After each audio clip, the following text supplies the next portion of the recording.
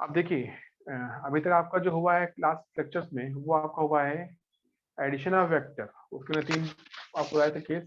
एक था आपका ट्रायंगल मेथड, वो आपका मैंने करवा दिया है। एक आपका था पॉलीगॉन मेथड, वो आपका हो चुका है। पॉलीगॉन का मतलब सिंपल इतना होता है कि 2 से ज्यादा वेक्टर होते हैं, तो उसको बोलते हैं पॉलीगॉन मेथड। इसमें और कुछ नहीं होता। वहां तक सबको क्लियर है? Is that clear up to there? सबको समझ आ गया वहां तक का? बताइए। Yes sir. बाकी बच्चा, सबको समझ आ गया? आपको कुछ नहीं करना होता, सिंपल सा भाई ग्राफ लेना होता है। ग्राफ में आपको vector A, vector B, vector C draw करना होता है, जो भी होते रखा होता है इसमें। और आपको सबसे आखिरी में सबसे शुरू वाले को सबसे आखिरी वाले को मिलाना होता है। इस पूरे काम में आपका जो वर्क होता है वो बहुत क्लियर होना चाहिए, साफ होना चाहिए। मतलब आपका एंगल, लेंथ सब सही से होना चाहिए। अगर आपने वो काम सही से किया है तो कोई दिक्कत नहीं, फिर सब कुछ अपने आप अंदर निकल आए। ठीक है? और थोड़े बहुत अगर अगर एरर्स आते भी हैं तो उतना कंसिडरेबल है। क्योंकि मान लीजिए आपका एरर, मान लो आंसर था 3.8, आपका 3.9 आ गया या 4.0 आ गया, तो उसका कोई मतलब नहीं होता, वो लगभग हम उसको सही मान लेते हैं। चलिए, वहां तक आपको हो चुका है। तो today I will teach the very very important topic in this vector chapter, and that is law of parallelogram.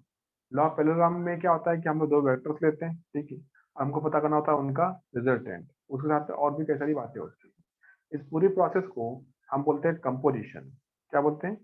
Compose. इसका मीनिंग होता है कंपोज करना। कंपोज मीन्स क्या होता है कि हमको 2 वेक्टर दे दिए जाएंगे, वेक्टर पी, वेक्टर क्यू, और हमें उनका रिजल्टेंट आर पता करना होगा। तो चलिए शुरू करते हैं। कैसे करते हैं, क्या करते हैं, डायग्राम क्या होता है, डेफिनेशन क्या होता है, वो आपको सब इसमें देखते हैं। चैप्टर आपको चल रहा है वेक्टर, जो मैं आपको शुरू कर चुका हूँ, वेक्टर। और वेक्टर चैप्टर में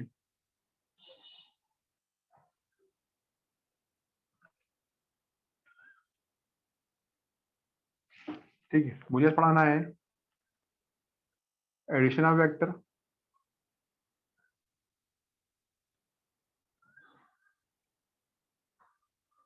एडिशन ऑफ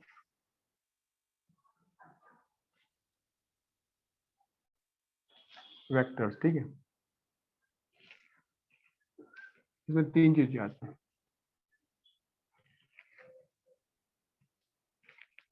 ठीक है, एक आपका था ट्रायंगल मेथड, हो चुका है। दूसरा कौन सा था? पॉलीगॉन बहुत पहुंच चुका है। जो थर्ड आपका आता है इसमें, first is called triangle method, this is done.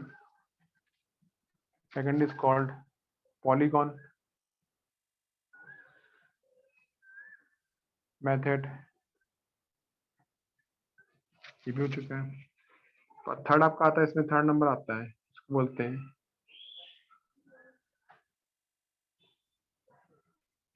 Law of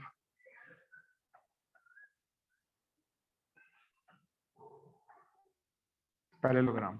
ठीक है, be clear, this is formula method. मतलब कि हम लोग यहाँ पे इस केस में, लॉ पैरेललोग्राम के केस में, कोई भी ग्राफ ड्रॉ नहीं करने वाले। हमको सिंपल सा दिखाना है डेरिवेशन, और आपको एक फॉर्मूला जनरेट करना है।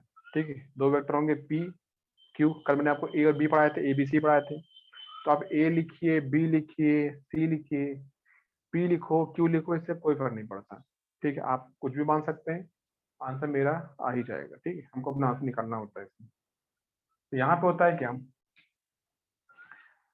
इसके अकॉर्डिंग। ठीक है, तो कैसे, दिस इज फॉर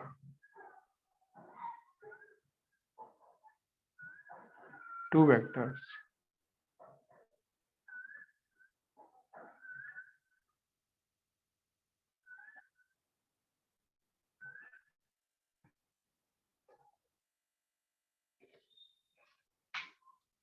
ठीक है। इसमें देखिए नियम क्या होता है, पहले रूल क्या होता है, पहले मैं रूल लिखवा देता हूँ, तो आपको ये पहले मैं बता देता हूँ कि किसी भी पैरेललोग्राम में, पैरेललोग्राम कैसा होता है, आपने देखा होगा ऐसा होता है पैरेललोग्राम इस टाइप का। ठीक है, किसी भी पैरेललोग्राम में, ठीक है, एडजेसेंट साइड मतलब कि ये दो अगल बगल के साइड अगर 2 वेक्टर को शो करती है, क्यू और पी को, तो उसका डायगोनल उनके रिजल्टेंट को शो करेगा, एंगल थीटा आएगा इसके बीच में। तो आप इसमें लिखेंगे ये रूल कि if any 2 vectors p and q are represented along the adjacent sides, अगल बगल के side, along the adjacent sides of a parallelogram, ABCD कोई भी नाम ले सकते हैं parallelogram. Then the diagonal of this parallelogram, diagonal of this parallelogram will represent the resultant of these vectors। In vectors के रिजल्टेंट को इनके डायगोनल शो करेगा, दिखाएगा। ठीक, ये हमारा नियम होता है। रिजल्टेंट मतलब क्या सर, एडिशन क्या? हाँ, एडिशन। रिजल्टेंट का मीनिंग क्या होता है, जैसे कि P और Q मिलके काम करते हैं, आप बोलते हैं नहीं यार R अकेले इस काम को कर लेता है। जो काम P और Q मिलके करते हैं उसको R अकेले कर देता है। तो आप क्या सोचोगे, P और Q को लगाओ या अकेले R को लगा दो? तो जो R है वो P और Q का रिजल्टेंट है, मतलब कि जो काम दो लोग करते हैं वो काम ये अकेले कर देता है। ठीक है, अब मैं कहूँ कि भाई किसी काम करने के लिए 2 बच्चे लगा दिए गए, अब 2 छोटे छोटे बच्चे उसको काम कर रहे हैं। लेकिन होता क्या है इसमें कि अगर उसी काम करने के लिए हम एक बड़ा आदमी लगा दें कि हाँ भाई इन 2 बच्चों को हटाओ, इस बड़े आदमी को लगाओ, तो जो काम जितनी देर में वो 2 बच्चे करेंगे उतना ही काम वो जो पर्सन होगा, बड़ा आदमी होगा, वो अकेले कर देगा। आप बोलोगे यार ये इनका इक्विवेलेंट है या रिजल्टेंट, ऐसा बोल सकते हैं। ठीक, तो ये यहाँ पे आता है। तो आर का मतलब क्या होता है, जो काम पी और क्यू करते हैं मिलके वो काम आर अकेले कर देता है। इस तरीके से उसको बोलते हैं रिजल्टेंट, उसको बोलते हैं इक्विवेलेंट, उसको बोलते हैं एडिशन, जो भी आप मान सकते हैं। आगे देखते हैं कि भाई क्या नियम होता है। जो मैंने अभी आपको बोला वो मैं पूरा लिखता हूँ, आप भी लिखिए मेरे साथ में।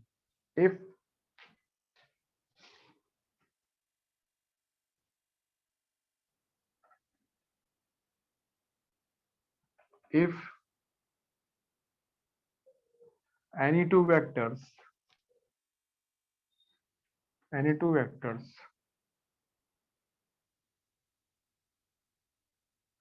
are represented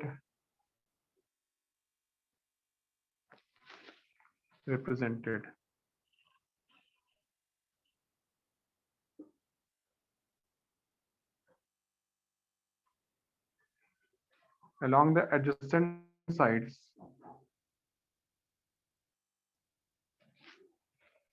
of a parallelogram,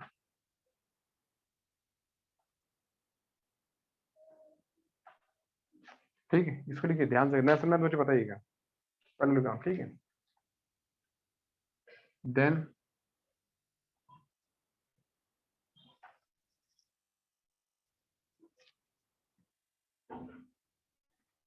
the diagonal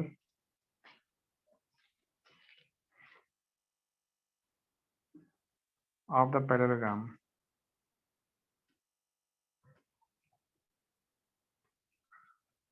will represent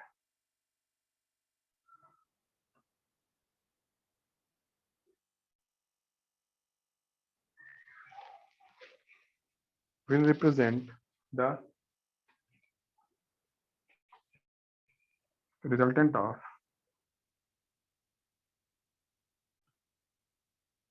these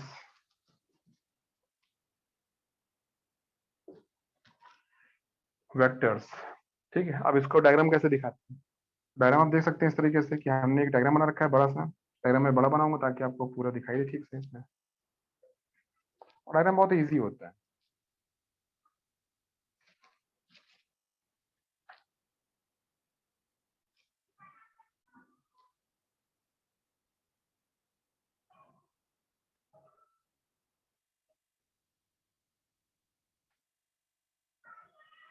ठीक है, ये आपका इतना आएगा। तो आप इसको बोलेंगे ए, इसको बोलेंगे बी,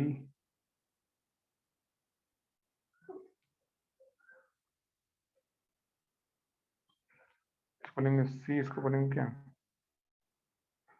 डी। इसका नाम होता है पी, इसका नाम होता है क्यू, इसका नाम होता है आर। ठीक है, ये इसका एंगल होता है, सपोज थीटा आता है। तो आप कहेंगे यहाँ पे देखिए ए बी सी डी, यहाँ पे देखा पैरेललोग्राम में, इसमें ए बी और ए डी, ए बी और ए डी अगर बगल के साइड है। मान लीजिए जो आपकी ए बी है वो पी को शो करती है, वेक्टर पी को, और जो ए डी जो रखा है यहाँ पे वो क्यू को शो करता है, वेक्टर क्यू को। तो इनका जो डायगोनल होगा वो आपका AC आएगा। AC जो होगा वो R मतलब कि P और Q के रिजल्टेंट को शो करेगा, और जो R की वैल्यू आएगी हियर, R इक्वल टू क्या आएगा, ये आपका आएगा P स्क्वायर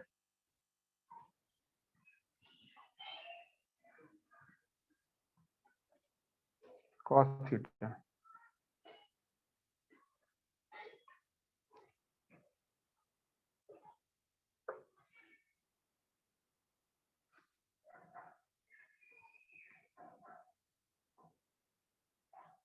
इसका मीनिंग आता है, मेरा काम होता है उसको प्रूफ करना। ठीक है, अभी हमने भाई लिख के तो दे दिया है, लेकिन ये कहाँ से आया ये सब मुझे दिखाना पड़ेगा इसमें। तो मुझको ये डायग्राम जो मैंने यहाँ लिखा है, फॉर्मूला लिखा हुआ है, डायग्राम के साथ में इसको प्रूफ करके दिखाना पड़ेगा आपको, तो आप मानेंगे हाँ भाई फॉर्मूला मैंने सही लिखा हुआ है इसको। तो आगे हम चलते हैं इसे प्रूफ के पास में कि हाँ भाई इस फॉर्मूला मुझे प्रूफ करना होगा। सबको समझ में आ गया यहाँ तक का क्लियर? अभी सर आपका प्रूफ नहीं हुआ है, मुझे प्रूफ करना बाकी है इसमें। बताइए बताइए, कुछ है प्रॉब्लम इसमें किसी को? Any problem, any person? Sir वो P के ऊपर ऐसा वो P वेक्टर है तो उसके ऊपर वो नहीं डालेंगे क्या? हाँ, वो इसलिए क्योंकि यहाँ पे हमारा जो P है वो इसके शो कर रहा है मैग्नीट्यूड को। हमने जो AB लिखा है यहाँ पे, आप शायद लिख सकते हैं, ठीक है, इसके ऊपर P लिखा है, P के ऊपर एरो बना दीजिए, है ना, ऐसे बोल दो, ये बोल दो, तो ये आपका आ जाएगा। ऐसे आपको करना चाहिए था, लेकिन होता क्या है कि हम यहाँ पे कुछ कर रहे हैं मैथमेटिकल कैलकुलेशन, तो हम लोग फिलहाल एक काम करते हैं, हम ये मानते हैं कि जो AB है वो वेक्टर P के मैग्नीट्यूड को शो कर रहा है। अभी आपको मैंने स्टार्टिंग में सिखाया था, भैया एक वेक्टर ड्रॉ करेंगे, वेक्टर की एक लेंथ आएगी, और जो लेंथ होगी वही बताएगी मैग्नीट्यूड। ठीक है, इसका मतलब होता है कि वेक्टर P का जो मैग्नीट्यूड है 10 न्यूटन, 50 न्यूटन, 3 न्यूटन, 15 न्यूटन, जो भी है, वो AB से शो करता है, और ये आपका जो AD आता है वो Q को शो करता है। ऐसा आपका आ गया। तो ये वेक्टर P का मैग्नीट्यूड है, ये वेक्टर Q का मैग्नीट्यूड है, और ये आपको R दे रखा है, AC मतलब R के बराबर है। अगर आपको डायग्राम शो करना है, अपने तरीके से दिखाना है, आप इसको ऐसे दिखा सकते हैं कि हमने इसको ऐसे ड्रॉ कर दिया। हाँ ठीक है, ऐसे ड्रॉ कर दिया। देखिए जहाँ पे P खत्म होगा वहीं से आपका क्या होगा, Q शुरू हो गया, और फिर आपने इसको इसको मिला दिया, ये आपका R आ गया। R क्या होता है, P प्लस Q आता है। ठीक है, आपको दिखेगा ध्यान से। देखिए जो ये AD दिख रहा है आपको, ध्यान से मेरी बात सुनिए, क्या बताओ, अच्छा मुझे बताओ आप लोग ध्यान से, क्या AD और BC बराबर है? डायग्राम देख Yes, के आपको लगता है, क्या लगता है, क्या AD और BC बराबर है? Yes sir. yes. क्या AD और BC दोनों एक ही तरफ है, both are in same direction? Yes sir. अगर ऐसी बात सही है, तो अगर मैं इसको बोलता हूँ भाई ये भी तो एरो है, तब क्या कहेंगे, ये AD BC के बराबर है, और AD BC के पहले, इसका मतलब ये भी Q है, ये भी क्या Q आ गया ना, ये भी, अभी इसको मैंने लिखा नहीं है लेकिन मैं आपको बता रहा हूँ, ये हो गया ना P प्लस Q, तो P प्लस Q बराबर क्या हो गया, R आ गया। इतना हिस्सा आपका ट्रायंगल मेथड है। ठीक है, ट्रायंगल मेथड क्या सिखाती है आपको कि भाई जहां पे आप पहला वेक्टर खत्म करते हैं वहीं से दूसरा वेक्टर शुरू हो जाता है। आपने ड्रॉ किया था कल A, याद होगा, A ड्रॉ किया था और वहीं से आपने B शुरू कर दिया, जहां पे B खत्म हुआ आपने वहीं से C शुरू कर दिया, ये आपको कल मैंने सिखाया था। फिर मैंने आपको ये भी कहा था भाई B plus C plus A निकालो, तो आपने क्या किया, पहले B ड्रॉ किए, जहां पे B ड्रॉ किया, जहां पे B खत्म हुआ वहीं से आपने C शुरू कर दिया, और जहां पे C खत्म हुआ वहां से आपने A शुरू कर दिया। आंसर एक ही आ गया दोनों का। ठीक है, तो नियम होता है भाई, जब आप पढ़ते हैं ट्रायंगल मेथड या पढ़ते हैं पॉलीगॉन मेथड पढ़ते हैं, तो उसमें ये होता है कि एक के पीछे दूसरा ऐसे चलता है, मतलब एक दूसरे के लोग पूछ पकड़ लेते हैं कि पहले A ड्रॉ किया, तो हमने A ड्रॉ किया, अब जहाँ पे आया वहीं से हमने क्या किया, इसको शुरू कर दिया, हाँ भाई चलो इसी से चिपका दो, जहाँ पे इसका हेड वहां पे इसका टेल, और जहाँ पे इसका हेड है वहां पे इसका टेल आ जाएगा। हो गया, तो ये A है, ये B है, कौन सी आ गया, हो गया सब कुछ। अब आप इसके हेड को टेल से सीधा इसे मिला देंगे, ये क्या है, ये आप पाएगा A plus B plus C। अगर हम दो ही ले रखें, ये भाई ये A है, ये B है, आप इसको मिला देंगे, तो ये आपका आएगा ना A प्लस B। अब बस इतना ही फर्क है भाई, मैं ए और बी नहीं, मैं पी और क्यू बोल रहा हूँ। ए पी या ए क्यू दे रखा है, तो ये क्या होगा, ये आपका होगा पी प्लस क्यू। आंसर निकला है, बराबर है। तो ये सब कुछ ठीक है, अभी हम आगे यूज इन सब का यूज करेंगे, डोंट वरी, अभी हमें काम आने वाला है। लेकिन अभी आपको सिखाने के लिए मैंने बनाया कि भाई ऐसा डायग्राम मुझे बनाएंगे ट्रायंगल फॉर्म में, तो बात वही आएगी कि पी प्लस क्यू बराबर आर होता है। और जो होती है इसकी लेंथ, आपने किया था ना स्केल से, किया था याद होगा, स्केल रखा था, फिर देखा था भाई ये कितना 10.1 आ रहा था, किसी का 10.9 10.2 किसी का आ रहा था लास्ट क्लास में। ऐसा कुछ क्वेश्चन किया था आपने पहले, और वो था 10.2 न्यूटन, ऐसे आपको बताया क्या था। सेम ईयर कि हम इस एसी की लेंथ को मेजर करेंगे, ठीक है, यहाँ नहीं करेंगे, यहाँ पे तो हम लोग फॉर्मूला यूज करेंगे। पहले करते थे मैं ग्राफ के केस में आपके पास कोई फॉर्मूला नहीं था, ठीक है, और ग्राफ था।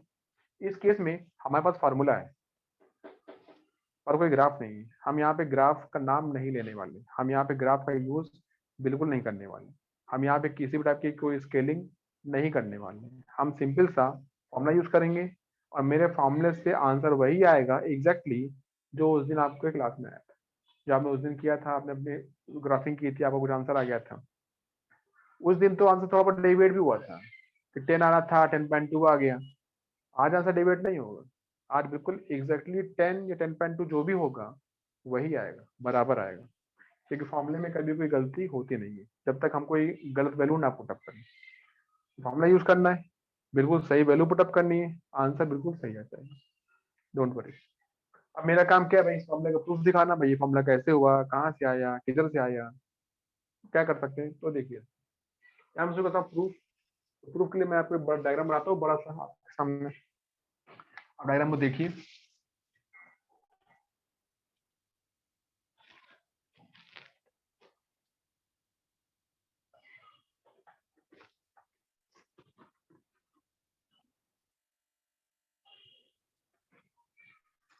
इससे नहीं हो रहा है, इससे करना पड़ेगा।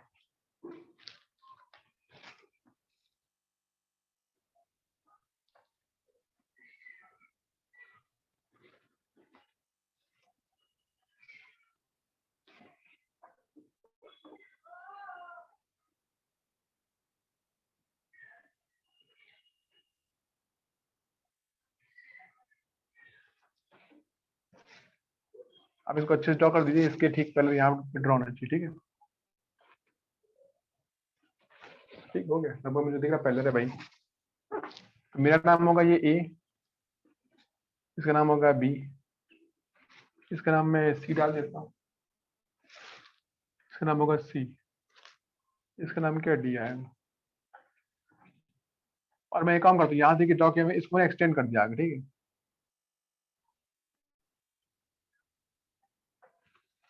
और इसको नहीं यहाँ से नीचे लिया,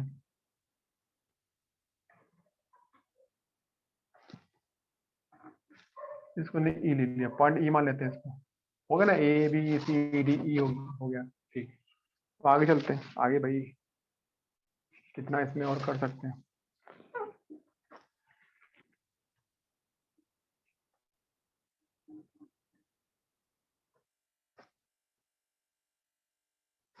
मुझे इसको मिलाना पड़ेगा, इसके लिए हम कोई स्केल यूज कर लेते हैं, इतना बड़ा हो सकता है भाई हमसे ड्रॉ ना हो पाए, हमको स्केल लगा देते हैं यहाँ, इतना बड़ा तो मेरे पास स्केल भी नहीं है। कोई नहीं, ड्रॉ तो हो ही जाएगा, इसकी मुझे चिंता नहीं है। अगर मैं यहाँ से इसको करूंगा, लगभग अप्रॉक्सीमेटली मिलाऊंगा इसको, तो लगभग मैं वहीं पहुंच जाऊंगा।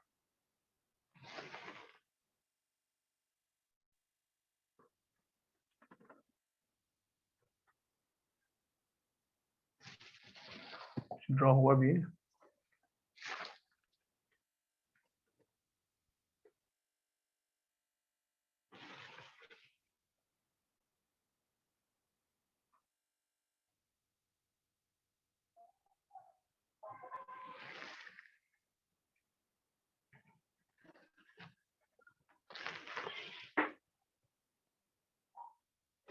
ठीक है, लगभग आपको दिखेगा ये।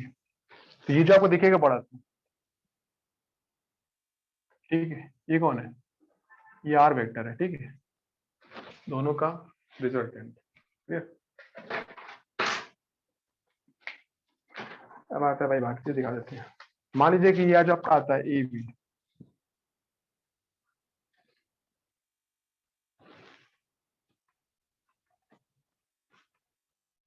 ये क्यू आ गया, ये पी आ गया, ठीक है। ये देखिए क्यू होगा तो ये भी क्या आएगा, ये भी क्यू आएगा, ठीक है। ये कितना है, मान लो एक आपका थीटा आता है,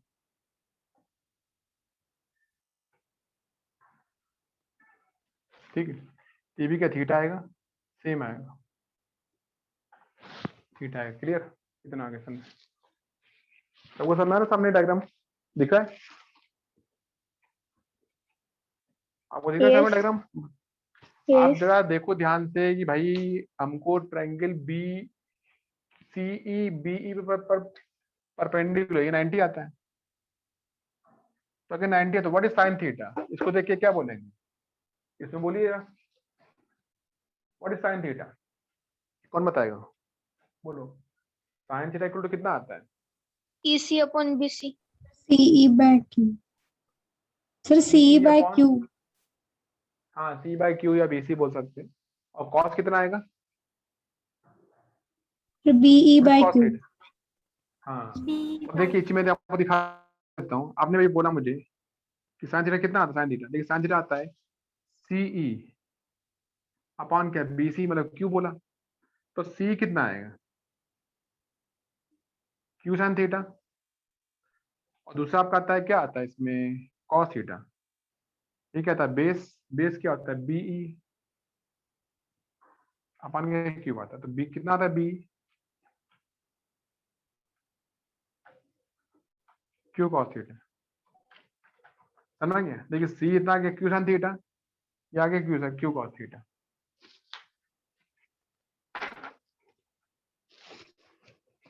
तो हम कहेंगे यहाँ से भाई, ये देखिए ये पूरा पी है, ये पूरा कौन है, पी, ये क्या रखा है पूरा पूरा, बी क्या होता है, ये होता है Q cos theta,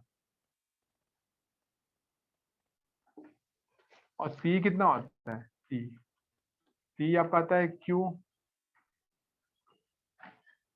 sine theta.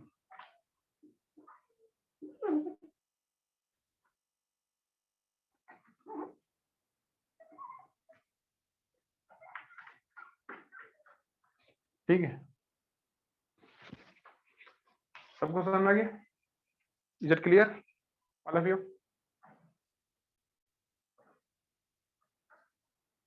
सबको दिखा डायग्राम में। ये आपका आएगा बी क्या है, क्यू कॉस थीटा, ये क्या है, सी आपका क्या है, क्यू साइन थीटा। क्लियर। अब मेरा काम है कि मैं ट्रायंगल लूंगा ए ई सी, सबको दिख रहा है सामने, बताइए ट्रायंगल ए ई सी दिख रहा है सबको, ट्रायंगल ए ई सी दिख रहा है सामने, Yes, sir. Yes, sir. क्या ये राइट ट्रायंगल है, बताइए। Yes, sir. Yes, sir. हम इसमें पाइथागोरस लगा सकते हैं, तो हम लोग का लगाएंगे इसमें पाइथागोरस, तो हम क्या बोलेंगे, बताइए, बोलिए। AE square plus EC square is equal to AC square. हम बोलेंगे ए सी स्क्वायर क्या बोलेंगे बच्चा, बोलो, ए सी स्क्वायर इक्वल टू क्या होगा, ए ई स्क्वायर प्लस सी स्क्वायर, है ना। तो देखिए ए क्या होता है, ए आपका होता है ए बी प्लस बी, ए क्या होता है, ए बी प्लस बी, तो पूरा का पूरी की वैल्यू कितनी है, इस पूरे की वैल्यू क्या है, बोलो, बताओ बताओ जल्दी बताओ, कौन बताएगा, इस पूरी की वैल्यू, इसको मैं क्या देखूंगा, मैं ए ई को पी प्लस क्या बोलेंगे, बताइए, पी प्लस क्या बोलेंगे, sir P plus Q cos theta. Q cos theta. हाँ very good, P plus Q cos theta, और सी कितना आएगा, sir Q sin CE theta. Q cos Q sin theta. हाँ, और ए सी कितना आएगा, R. R. आर, तो हम कहेंगे आर का sir square, square root of Q square sin square theta plus देखिए P हमने, square Q square cos square theta. हाँ हम निकालेंगे, ये सब करेंगे पूरा, तो मेरा फॉर्मूला निकलना चाहिए, ठीक है। अब इसको हम लोग शुरू करते हैं, आप भी ये करिए, यहाँ मानते हैं, चलो मैं लिखता हूँ, आप भी लिखिए कि late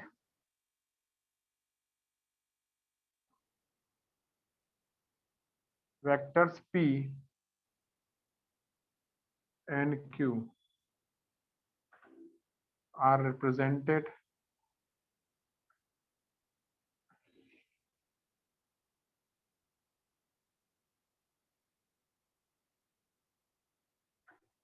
along the sides AB and AD.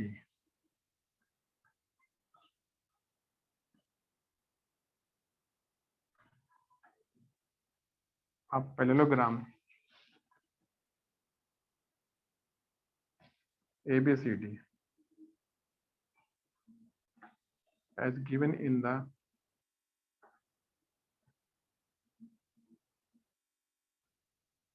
diagram. ठीक है,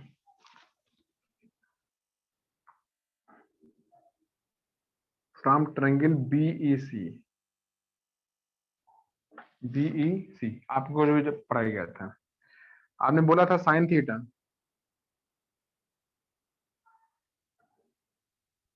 इक्वल टू क्या था, CE अपॉन Q. ठीक है, तो यहां से C क्या आ गया था, Q sine theta, cos theta क्या था, B अपॉन Q.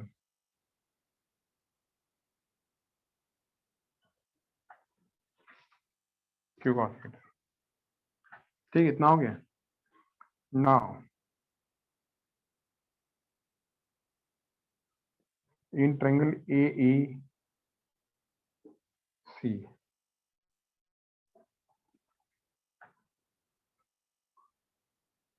AEC आप क्या बोलेंगे, देखिए हम बोलेंगे यहाँ से AC का स्क्वायर,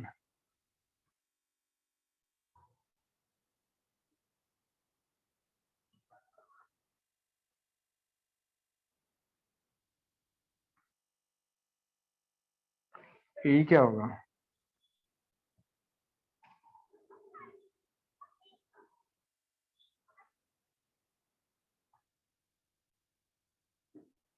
आप इसको लिखिए. ठीक है,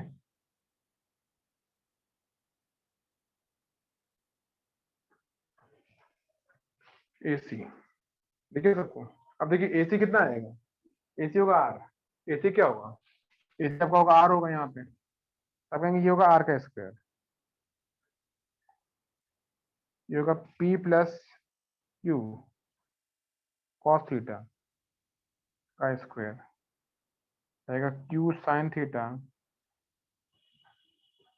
स्क्वायर. ठीक है, सबको समझ में आ गया तक का, क्लियर. Yes, sir.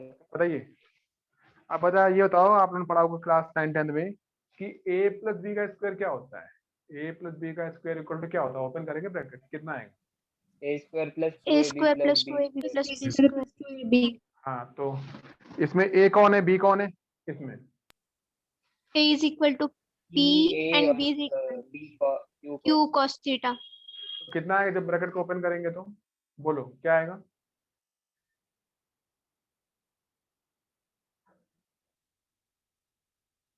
आएगा ना पी स्क्वायर प्लस, आगे बोलिए, जैसा आप बोलते हैं ना A square plus 2AB plus B square, तो Cos theta plus Q cos theta. हाँ बोलो बोलो बच्चा, बोलो क्या बोल रहे हो, पूरा पूरा बोलो, पूरा बोलिए फिर से, पूरा बोलो. p square plus 2p q cos theta plus हाँ. q cos theta square. Q cos square, या आप इसको बोल सकते हैं Q square cos square theta, Q square cos square theta, मैं लिख देता हूँ. यहाँ से आपका आएगा ये पूरा पूरा,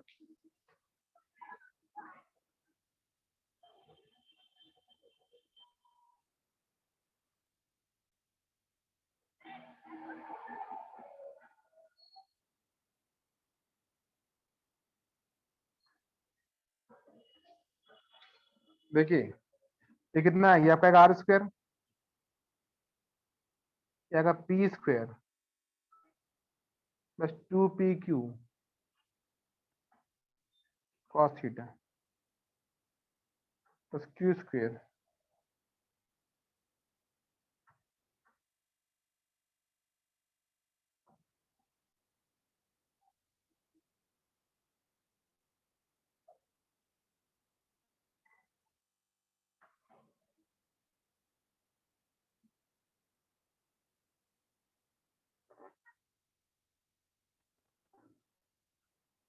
कितना, तो यहाँ का ये आएगा, यहाँ का ये आएगा, इस पूरे में कॉमन क्या है बताइए, इस पूरे में कुछ दिखता है वो कॉमन है, Q Q square square. Q square. Bracket में क्या बचेगा,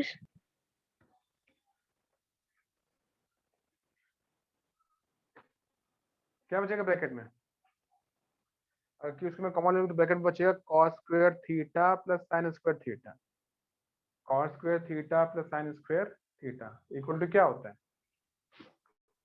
1. इक्वल टू आता है 1, वेरी गुड, इक्वल टू आता है 1, तो ये आ गया 1, तो ये पूरा आपको आएगा क्यू स्क्वायर इंटू 1, मतलब आएगा क्यू स्क्वायर आएगा, तो पूरा बन गया P square plus 2p Q cos theta plus आपका क्यू स्क्वायर आएगा, ठीक है, इसको लिखिए इतना, 1 मिनट।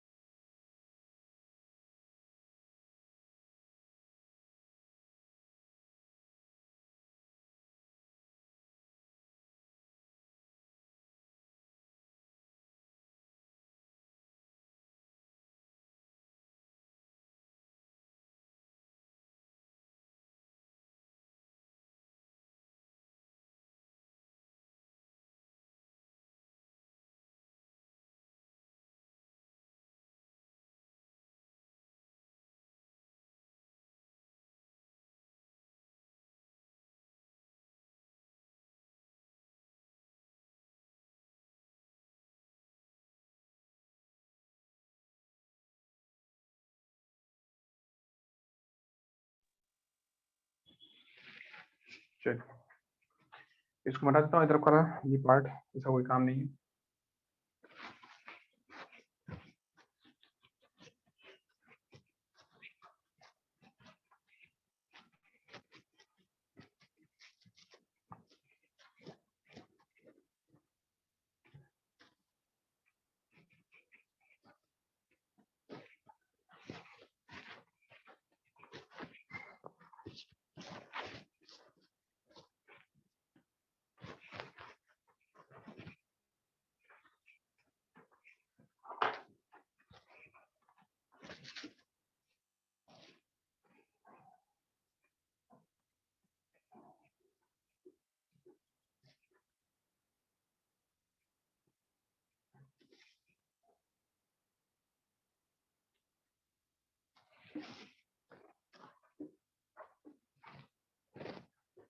ठीक है, देखिए यहाँ से क्या आएगा आपका, आएगा आर स्क्वायर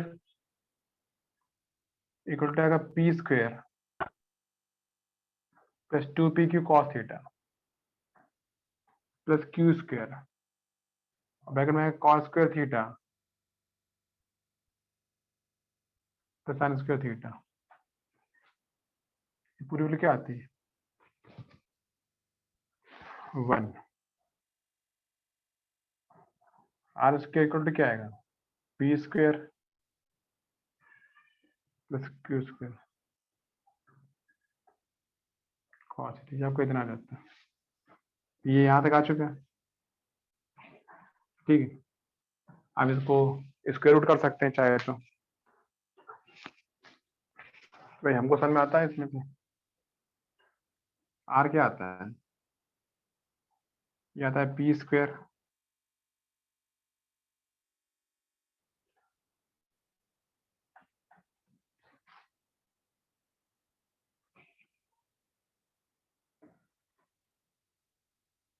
ठीक है, इतना आंसर आएगा, सबको समझ में आ गया ये, is it clear,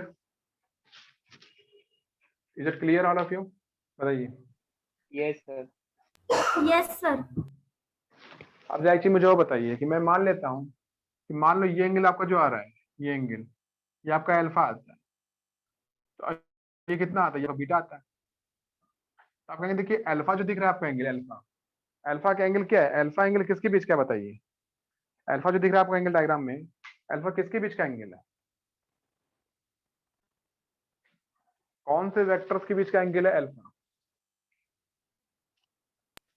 P and R.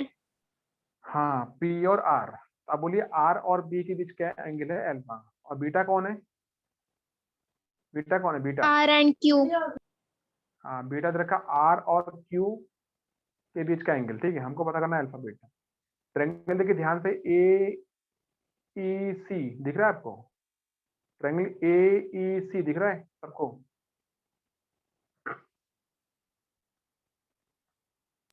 Yes, sir. Triangle A ई सी सबको दिख रहा है सामने? ट्रायंगल ए ई सी में आप बोलेंगे 10 अल्फा तो कितना आएगा बताओ? बताओ, ट्रायंगल ए ई सी में, ए ई सी इज अ राइट ट्रायंगल, आप देखिए पूरा ट्रायंगल दिख रहा है इतना बड़ा, है ना? इस ट्रायंगल में हम बोलेंगे 10 अल्फा तो कितना आता है 10 अल्फा बताइए? P upon R. हाँ देखिए 10 अल्फा क्या था? अपोजिट हाँ। Upon base, Q sin theta upon P plus upon, बताइए, Q very cos good, theta. हाँ हाँ very good very good very good. आपका आएगा 10 अल्फा क्या आएगा? ये अपॉन ये पूरा, तो इन ट्रायंगल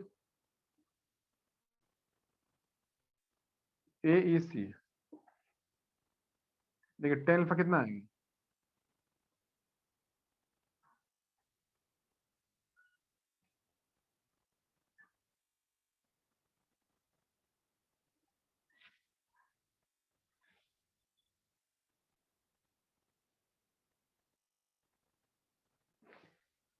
जाएगा सी ई अपन क्या आएगा? ए ई आएगा। सी क्या आता है? Q sine theta upon P plus Q cos theta, ठीक है? ये देखिए, and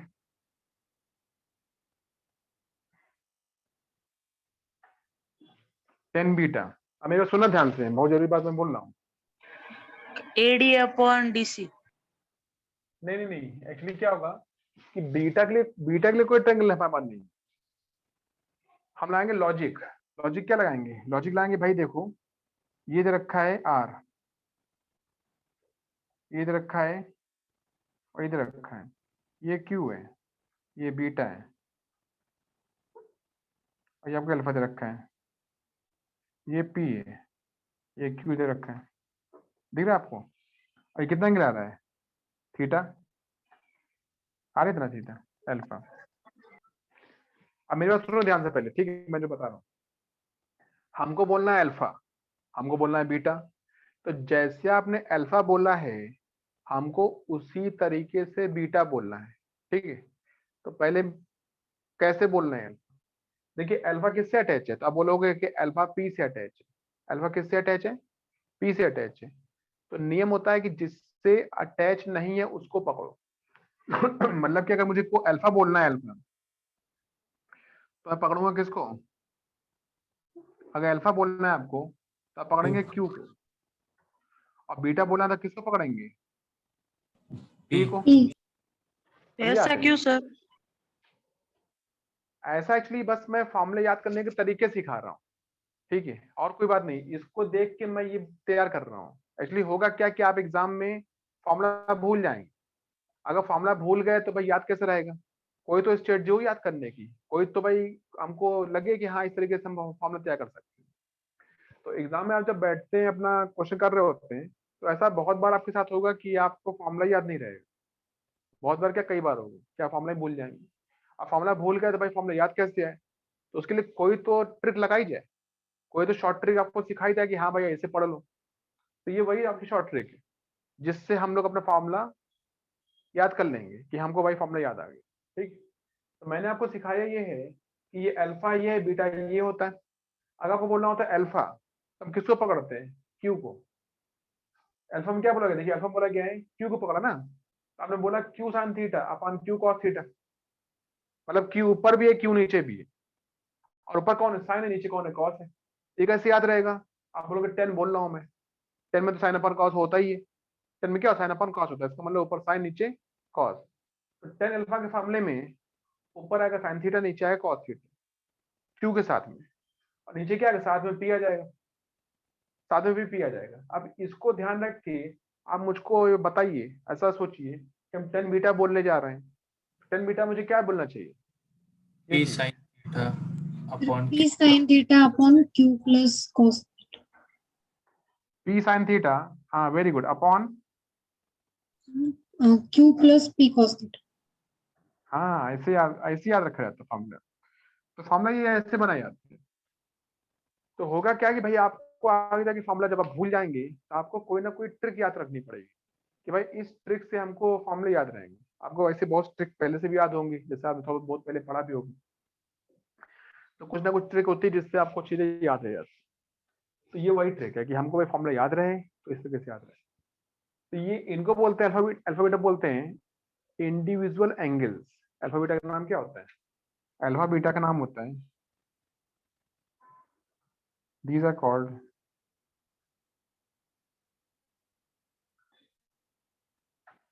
individual angles.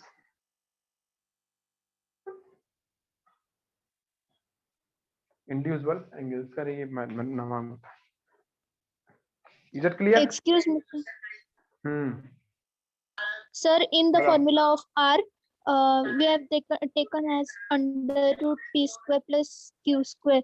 So can we take the final answer as P plus Q under root 2 PQ cos theta, because under root P square is P. लेकिन वो तब होता है जब P अकेला होता है। यहाँ पे P अकेला नहीं है, तो आपको पहले इस पूरे समेशन को सॉल्व करना पड़ेगा, फिर आप स्क्वायर रूट से बाहर निकल सकते हैं। स्क्वायर रूट जो लगा है वो अकेला P पे नहीं बैठा हुआ, वो बैठा है पूरे के ऊपर। अगर वो अकेला P बैठा होता तो आप P को बाहर ले आते। और यहाँ दिक्कत क्या है कि भाई P फंसा हुआ है, P स्क्वायर किसके साथ फंसा है? वो Q स्क्वायर के पास में, बीच लगा प्लस साइन। तो first of all you have to sign this, you have to solve this plus ये प्लस ये करके जो आए उसका निकालना पड़ेगा रूट। आप अकेले P को नहीं निकाल सकते, ठीक है? तो ये थोड़ा सही नहीं है। जैसे कि आप यहाँ बोलिए, यहाँ लिखा हुआ है ए स्क्वायर प्लस बी और ये रूट लिखा हुआ है, तो इसका मतलब ये बिल्कुल नहीं होता है कि ए स्क्वायर का ए बाहर निकल आए और बी में बाय रूट बैठा रहेगा। ऐसा आप नहीं कर सकते,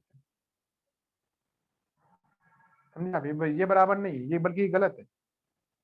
अगर आपने ऐसा किया तो हम इसको गलत बोल देंगे। क्यों गलत बोल देंगे? क्योंकि भैया पहले ए स्क्वायर के पास बी बैठा हुआ है, तो पहले इनको सॉल्व करो, ए स्क्वायर निकालो, बी जोड़ो, फिर जो आए जोड़ने के बाद सब कुछ आ जाए आपका, फिर आप निकालो रूट।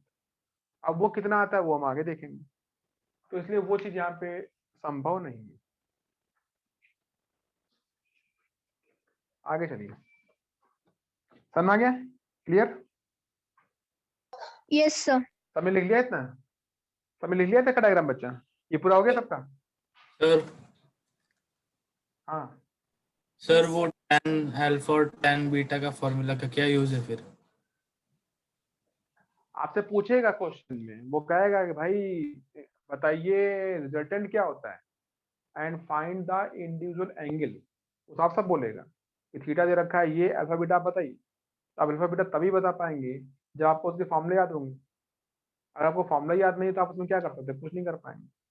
इसीलिए आपको फॉर्मूला सिखाए जाते हैं, ठीक है? तो यहाँ पे होता ये है कि हमको देखिए पता होता है P, हमें पता होता है Q, हमें पता होता है थीटा। हमें तीन चीज पता होती है, तीन चीज पूछी जाती है। तीन क्या पूछी जाती है? एक R पूछते हैं, एक अल्फा पूछते हैं, एक बीटा पूछते हैं। आपको कुछ नहीं करना है, सीधा सीधा फॉर्मूले लगा देने, फॉर्मूले वैल्यू पुटअप कर देनी है, कैलकुलेट कर लेना है, जो आए वो आंसर, खत्म हो गया। इतना काम करना है और इसमें कुछ नहीं करना होता। बस शर्त ये होती है भाई हमको फॉर्मूला याद रहना चाहिए। आप फॉर्मूला ही भूल गए तो फिर क्या कर पाओगे? फिर आप कुछ कर भी नहीं पाओगे। अब फॉर्मूले की हमको ट्रिक भी याद नहीं, तो हम और भी कुछ नहीं कर पा रहे। तो ये इसका मीनिंग है। ये आपको सीधा पूछेगा, इसका कोई यूज मतलब क्या? सीधा क्वेश्चन करेगा, अल्फा बताओ, बीटा बताओ। ये हो गया, डाल देता हूं इसको।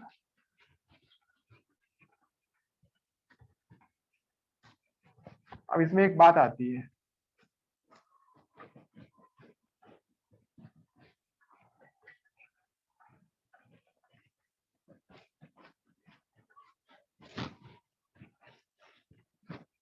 अभी आपको कुछ दिन पहले मैंने पढ़ाया था एक जीरो वेक्टर पढ़ाया था, नल वेक्टर पढ़ाया था। उसमें मैंने क्या बोला था कि भाई किसी एक बॉक्स के ऊपर अगर दो वेक्टर काम करेंगे ठीक अपोजिट, नेट आपको जीरो आ जाएगा, ये बोला था। फिर मैंने यही बोला था कि अगर दोनों एक ही तरफ काम करेंगे, यहाँ पे क्या होता है, अगर किसी भी एक बॉक्स के ऊपर मान लीजिए एक फोर्स ये लगा है, सपोज लगा है 5 और यहाँ पे लगा है 8, तो नेट कितना है इसका आएगा बताइए। 13. 13. 13. और ये लगा है 8 और ये लगा है 5, अब कितना आएगा नेट? 3. 3. ये 3 आएगा। क्यों 3 आएगा? 3 क्यों आएगा? क्योंकि आपको दिख रहा है भाई दोनों अपोजिट है। अगर दोनों अपोजिट होते हैं तो उनके बीच का एंगल कितना होता है? अगर दोनों होते हैं अपोजिट, बीच का एंगल कितना आता है? 180 degree. आता 180। Very good. और दोनों अगर होते सेम डायरेक्शन, अगर दोनों में सेम डायरेक्शन, तब कितना एंगल आएगा? यहाँ कितना एंगल है? Both are 0 degree. In same direction, तो आप बोलोगे 0 डिग्री। क्या बोलोगे? 0 डिग्री। 0 डिग्री पे आपका आंसर आता है 13, जो कि मैक्सिमम है, इससे बड़ा आंसर हो ही नहीं सकता। और आप जब लिखते हैं 180 तो आंसर आपका आता है 3 इज द मिनिमम, इससे कम आंसर हो ही नहीं सकता। तो उसको बोलते हैं मिनिमम और उसको बोलते हैं मैक्सिमम। क्या बोलते हैं? मैक्सिमम और मिनिमम। क्लियर? और बाकी जो आंसर होते हैं, सपोज आपने बोला इसका 3 आ गया, इसका कितना आ गया? 13 आ गया। अब अगर इनके बीच का एंगल 90 आता है, कितना आता है? 90 आता है, तो आंसर ना तो 3 आएगा ना तो 13 आएगा, वो 3 और 13 के बीच में आएगा। अब बीच में कुछ भी नंबर हो सकता है, 6, 7, 8, 9, 5, जो चाहे, डिपेंड करेगा कि दोनों वेक्टर्स के बीच का एंगल आपने क्या ले रखा है। 60 लिया है, 30 लिया है, 90 लिया है, 120 लिया है, क्या ले रखा है। आर की वैल्यू डिपेंड करती है पी के ऊपर, क्यू के ऊपर और दोनों के बीच के एंगल के ऊपर। Angle change, answer change. यहाँ पे आपने देखा है कि यहाँ पे कितना एंगल है? 0 डिग्री। तो आप खुद ही बोल रहे हो 13 आएगा भाई। यहाँ पे कितना एंगल है? 180 है, मैंने एंगल चेंज कर दिया। आप खुद ही बोल रहे हो आंसर 3 आएगा, इस तरीके से आएगा। तो एंगल चेंज है इसलिए आंसर आपका डिफरेंट आता है। अगर एंगल होता है 180 तो आप बोलते हैं मिनिमम, कि भाई इससे कम नहीं आएगा। अगर एंगल होता है 0 डिग्री तो आप बोलते हैं मैक्सिमम, इससे बड़ा नहीं आएगा।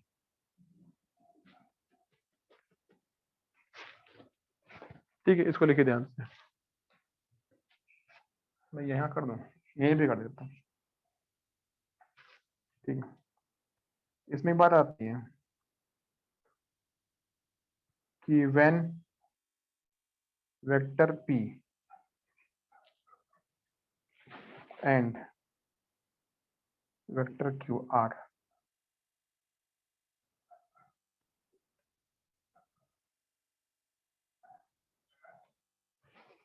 in same direction, then theta बराबर 0 डिग्री। आप बोलेंगे ये p है,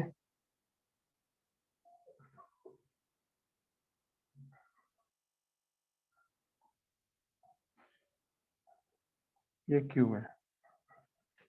ठीक है, तो देखिए r कितना है, then r is r max. ठीक है, तो देखिए कितना है r मैक्स? स्क्वायर, ये लिखा है ना आपका स्क्वायर, ये क्या ये आएगा ये p square plus q square plus 2pq cos 0। cos 0 कितना होता है? मतलब व्हाट इज cos 0? 1. ये आपका आएगा r मैक्स का स्क्वायर, आएगा p स्क्वायर, आएगा 2pq, और ये क्या 1 आता है ना, 1 का 1 रहेगा। ये पूरा क्या लिखा हुआ बताइए, ये पूरा क्वेश्चन में आता है आपको? p square plus q square plus 2pq बराबर क्या लिख सकते हैं इसको हम? P plus Q whole square. हाँ very P good, p cube plus plus q Q का, cube. हाँ ये आएगा p प्लस q का होल स्क्वायर। तो आपका आ गया ना r मैक्स इक्वल टू अब लिखेंगे यहाँ क्यूब आएगा। क्यूब आएगा।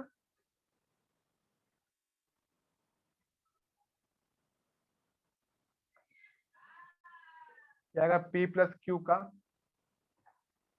स्क्वायर। तो आर मैक्स कितना आएगा? p P plus plus Q. Q। ठीक है, ये आपका मैक्सिमम आ गया भाई, इससे बड़ा नहीं आया। दूसरा आता है कि अगर एंगल इसका 180 आ जाए तो दोनों वेक्टर कैसे हो जाए? हो जाए अपोजिट, हो जाए opposite. You can say that when Sir, then it will be R minimum. हाँ, vector p, very good very good, आप समझ रहे हैं। वेक्टर p और vector q are in opposite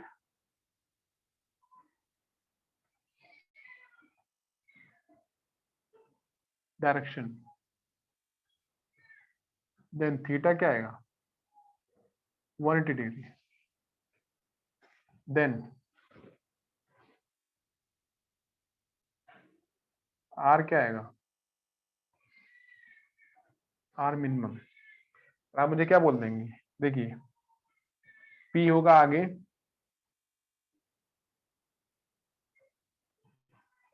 और q क्या होगा? पीछे। ये कितना आएगा? 180 आएगा। ठीक है,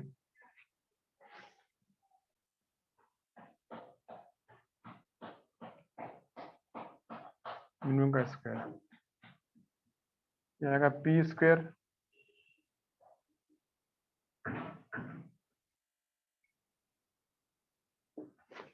cos 180, cos 180, cos 180 कितना होता है? -1। ठीक है, तो आपका आ जाएगा are minimum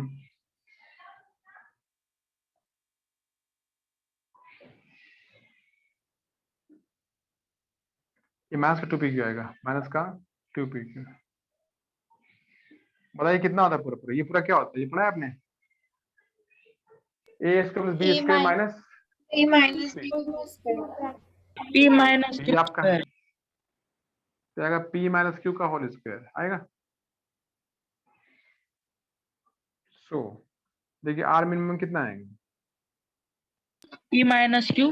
p minus Q का मॉड लगा देते हैं। ठीक है, मॉड यहाँ पे मॉड क्यों लगाते हैं? क्योंकि देखिए जब प्लस कर रहे होते हैं तो हमको पता होता है कि भाई आंसर आपका आएगा प्लस, लेकिन यहाँ जब आप करते हैं माइनस तो हमको ये पता ही नहीं होता कि छोटा कौन है बड़ा कौन है, छोटा कौन है बड़ा कौन है। तो हमको नहीं पता कि p छोटा है p बड़ा है, लेकिन p माइनस क्यू जो भी है उसका मॉड लगाएं। मॉड मतलब क्या कि हमको चाहिए आंसर पॉजिटिव। क्या चाहिए वहां? पॉजिटिव। अगर आपका p सपोज है 5, या आपने अभी बोला था 10 और क्या वैल्यू दी थी मैंने? 8 और 3 ली थी ना मैंने, 8 और क्या ली थी मैंने? 8 5 दी थी। अभी क्या वैल्यू ली गई थी यहाँ पे? मान लो ये 8 है, 5 है, तो 8 5 13 हो गया। ठीक है,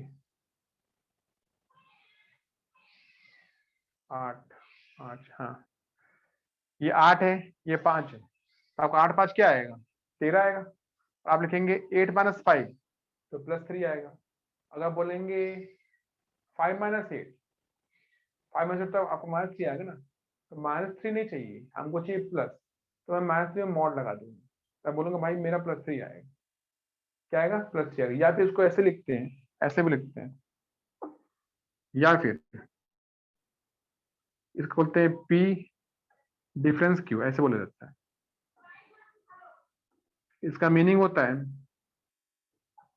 ये लिखा मैंने ऐसे बना दी बीच में, इसको बोलते हैं डिफरेंस। इसको बोलते हैं p डिफरेंस q पढ़ते हैं। इसका मीनिंग है कि भाई ये माइनस ये करके आंसर जो भी आओ पॉजिटिव आएगा। तो यहाँ पे क्लियर हो गया कि हाँ भाई ये इसको बोलते हैं। आपको समझ आ गया इतना? इधर क्लियर? तीसरा केस, एक और केस में आता है पढ़ाने के लिए जो सबसे अच्छा होता है कि when vector q is perpendicular to vector q, then theta क्या आएगा? 90 डिग्री। तो हम दिखा देंगे, देखिए ये p है, ये आपका p आएगा, ये क्या आएगा? q आएगा। इसका वैसे बना देंगे, अपने मन से पूरा कर लेंगे भाई। तो आप कहेंगे ये आपका आएगा आर आएगा sir 10, this is your angle बीच का क्या आ रहा है 90 आ रहा है। Is it clear? 90 आ गया तो 90 रखेंगे। So R equal to R square P square Q square cos 90। और कॉस 90 क्या आता है? 0 आता है। तो ये आपका आएगा R square P square plus Q square. यहाँ से आर कितना आएगा? Root P square plus Q square. Is it clear?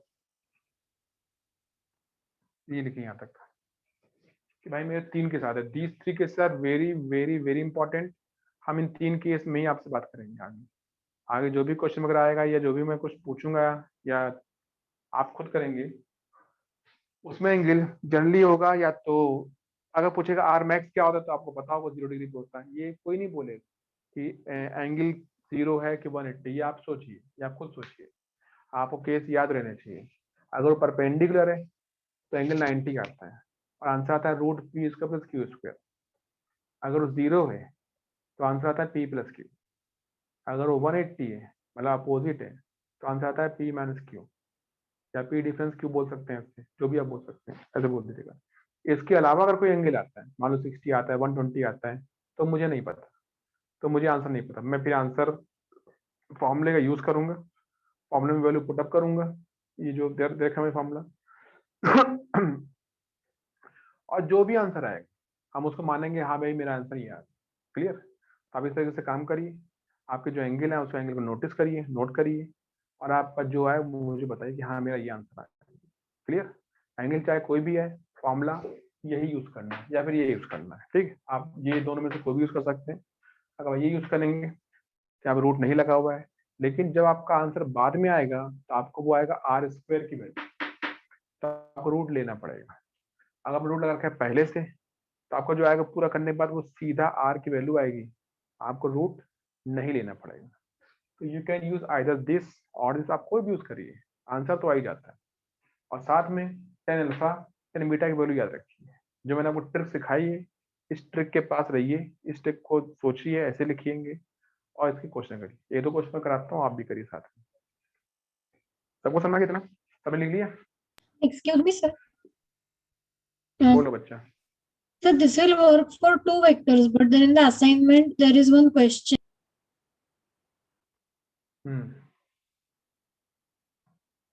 Hello.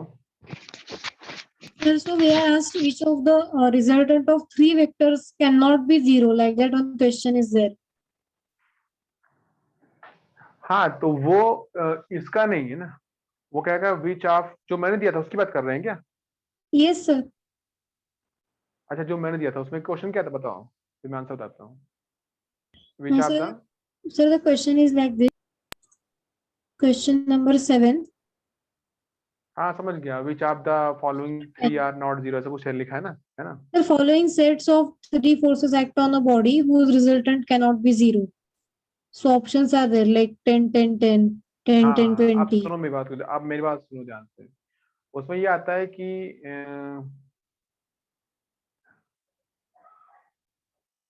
Option बताइए, फिर मैं बता पाता हूँ। ऑप्शन बोलिए, ऑप्शन क्या है? Yes, sir. The options are 10, 10 and 10. Option A.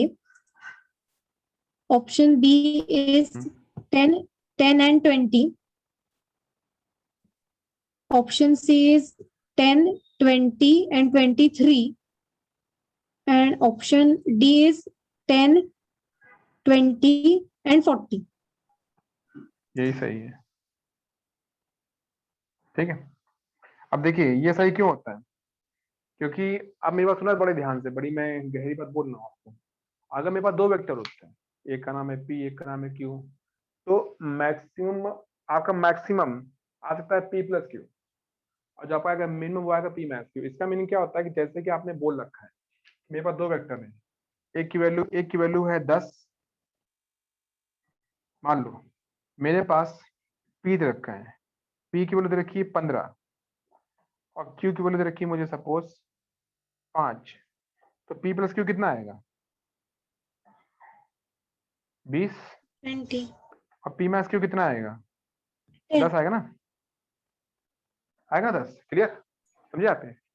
इसका मतलब क्या हुआ? इसका मतलब ये हुआ कि भाई जब आप P और Q को मिलाओगे किसी भी एंगल पे, फिजिक्स में एंगल का मतलब होता है 0 से 180, इसके आगे नहीं। ठीक है, हम लोग 210 डिग्री, 250 डिग्री, 290 डिग्री नहीं पढ़ेंगे, हम लोग एंगल पढ़ेंगे 0 से 180। ठीक है, आगे जाके पढ़ेंगे, लेकिन फिलहाल अभी ऐसा कुछ नहीं है। यहाँ पे फिलहाल मैकेनिक्स में एंगल बिटवीन वेक्टर्स का मतलब होता है 0 से 180। आप इतना सीखते हो।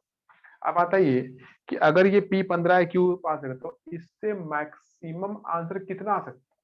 तो आप बोलोगे P प्लस Q, तो आंसर आ गया 20। 20 से बड़ा नहीं हो सकता। 15 और 5 मिलके भी बहुत अच्छे से काम करेंगे, तो भी मैक्सिमम 20 काम करेंगे। ठीक है, 25 काम नहीं कर देंगे। 15 और 5 अगर आपस में बहुत झगड़ा करेंगे, तो भी कम से कम 10 काम कर देंगे, इतना। ठीक है, अब यहाँ देखिए, इसका मतलब ये हुआ कि 15 और 5 का मिनिमम आंसर 10 है। कितना है? 10 है। और आपको जो आ रहा है मैक्सिमम वो 20 आ रहा है। 15 और 5 मिलके आपके 10 और 20 या इसके बीच में कोई भी नंबर, 11, 12, 13, 14, 15, 15.5, 16.5, 18.5, 19.5, कुछ भी, सब कुछ संभव है। लेकिन 10 से छोटा पॉसिबल नहीं है, 20 से बड़ा पॉसिबल नहीं है। ये इसका नियम होता है। ये बात समझना क्या? मैक्सिमम से बड़ा Yes, sir. आंसर पॉसिबल नहीं है, मिनिमम से छोटा आंसर पॉसिबल नहीं है। अब हम लोग जब इस अपने क्वेश्चन पे आते हैं तो देखते हैं इसमें कि कौन से दो मिनिमम है। तो आप कहेंगे 10 है, मिलके क्या होगा? इसका 20 आएगा ना? कितना आएगा? 20 आएगा। इसका मतलब कि मैक्सिमम 20 आ सकता है, और क्या आएगा मिनिमम? आप बोलेंगे 0 आएगा। तो इस केस में आपका आंसर 0 और 20 के बीच में वेरी करेगा। याद रखा है 10 मतलब ये हो सकता है भाई। 10 क्या है? 0 और 20 के बीच में आ गया ना, हो सकता है। 10 क्या होता है? ये मिल जाएंगे तो क्या होगा? 20 आएगा। ये भी हो सकता है भाई, 10 20 मिलकर काम करेंगे इतना आएगा। 10 और 20 क्या होता है मैक्सिमम? बोलिए, इनका कितना होता है मैक्सिमम? 20. 30। 30। क्या 30 से बड़ा है? नहीं, छोटा है। No. और ये में से कितना होगा? ये में से कितना होगा? 10. ये में 10। से क्या है? 10 से छोटा है? नो। बड़ा है। तो 10 से छोटा नहीं होना चाहिए और 30 से बड़ा नहीं होना चाहिए। तो ये तो भाई ऐसा नहीं है, ये 10 से छोटा नहीं है और 30 से बड़ा नहीं है, मतलब कि ये हो सकता है। ठीक है, 10 और 30 के बीच में कुछ भी हो, सब हो सकता है। या 10 से 20 से आता है, क्या होता है इनका प्लस? बताइए, इनका प्लस क्या होता है? 30। क्या है? 30 से बड़ा है, Yes, sir. तो ये हो सकता है। 30 से बड़ा हो ही नहीं सकता भाई, 30 से बड़ा आंसर ही नहीं है। तो हमने तो बोल दिया 40 आ रहा था, 40 कैसे बोल दिया? मतलब हम गलत बोल रहे हैं। तो इसका मतलब आपका स्टेटमेंट नंबर 4, ऑप्शन नंबर 4 गलत है। उसने क्वेश्चन पूछा था which are the following can not be give a zero vector. इसका मतलब कि इनमें से कौन से जीरो वेक्टर नहीं दे सकते। तो ये सेट आपका पॉसिबल नहीं है, इसलिए ये सेट आपका जीरो वेक्टर नहीं दे सकता। ठीक, ये इसका मीनिंग आता है। 10, 20 और 40 मिलकर कभी नहीं हो ही नहीं सकता, पॉसिबल नहीं है, इसलिए आ गया। क्लियर? सबको समझ में आ गया? Is it Yes, clear? sir. Yes, sir. Sir, actually, one more question is there. 8th question. Sir, sorry, not बताइए। 8th question. The 11th question. When हाँ कोई three forces. Sir, madam. बोलो बोलो बोलो बोलो। Sir, when three forces of 50 Newton, 30 Newton, and 15 Newton act on the body, then the body is. Sir, so we don't know the direction. So how we can tell? Options are at rest, in equilibrium, moving in uniform velocity, and moving in acceleration. तो ये तो वही बात आ गई ना। उसने क्या दे रखा? पहला दे रखा 50, 50 ना। पहला क्या दे रखा? 50 ना। पहला क्या दे रखा है? 50। Sir, दूसरा क्या दे रखा है 50, उसने? 30, and हाँ, 15. आप सोचो, दूसरा 30 है, तीसरा दे रखा 15 है ना। तो इनमें से दो छोटे कौन से हैं? दो छोटे 30 कौन and से हैं? 30 and 15. 15।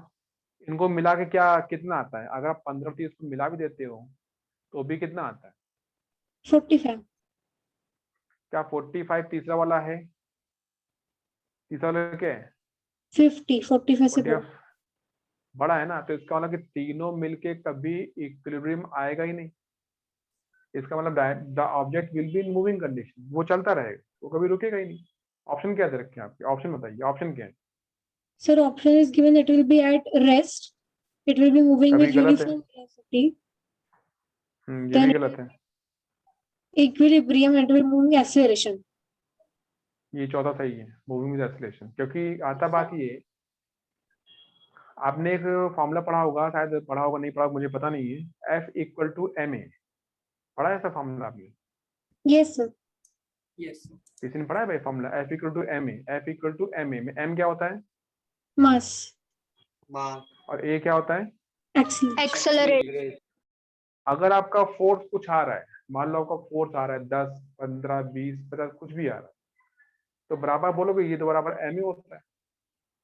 बराबर एम होता है, मास भाई कुछ ना कुछ तो होगा, 2 किलो, 4 किलो, 5 किलो कुछ तो होगा, तो उसके पास मास भी है, तो उसके पास ए भी होगा। इसका मतलब बात सही है भाई, एम है उसके पास एम दे रखा है, उसके पास फोर्स दे रखा है, तो उसके पास ए भी तो होगा ना।